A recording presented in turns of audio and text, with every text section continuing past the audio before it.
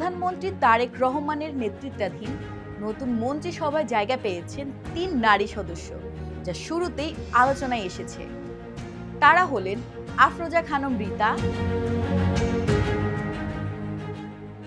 শামা ওবায়েদ ও advocate Farzana Sharmin পুতুল।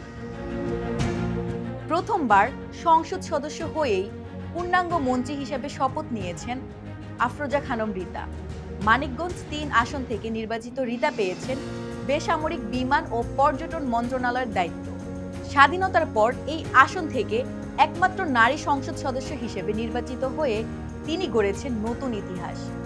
পররাষ্ট্র মন্ত্রণালয়ের প্রতিমন্ত্রীর দায়িত্ব পেয়েছেন শামা ওবায়েদ। ফরিদপুর ২ আসনে বড় ব্যবধানে জয় পাওয়া শামা ওবায়েদ রাজনীতিতে পরিচিত মুখ।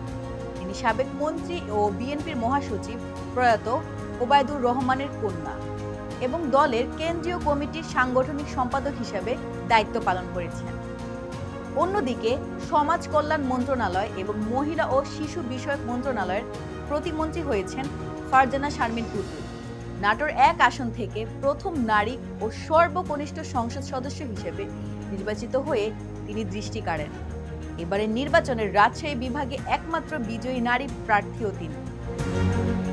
দীর্ঘ ১৮ বছর পর বিএনপির হারানো আসন পুনরুদ্ধার করেছেন পুতুল, যিনি সাবেক যুব ও ক্রীড়া প্রতিমন্ত্রী প্রয়াত ফজলুর রহমান পটল এর কন্যা। নতুন মন্ত্রিসভায় এই ৩ নারীর অন্তর্ভুক্তি কেবল প্রতিনিধিত্বের বিষয় নয়, বরং রাজনীতিতে নারীর সক্রিয় ও দৃশ্যমান অংশগ্রহণের একটি গুরুত্বপূর্ণ বার্তা। এখন দেখার বিষয়, দায়িত্বের মঞ্চে তারা কতটা কার্যকর পরিবর্তন আনতে পারেন। দর্শক, আপনার কি মতামত আমাদের কমেন্টে জানান। ধন্যবাদ।